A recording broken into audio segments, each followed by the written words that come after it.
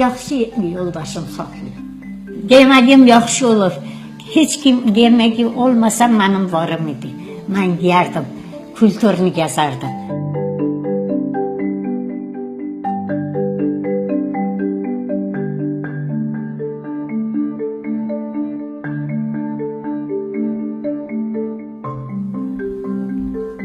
Orada bir maşallah.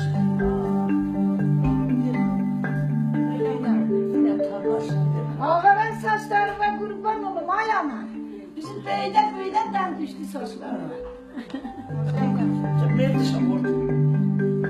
Uzun ömrün sirri ondan deyil, tavrız çəkməsin, içki içməsin, xalqın qeybətini eləməsin, onun sözünü danışmasın, belə də. Xalqın xəvətini eləməsin, dərdini çəkməsin, özü üçün yaşasın, balaların da özü üçün yaşasın.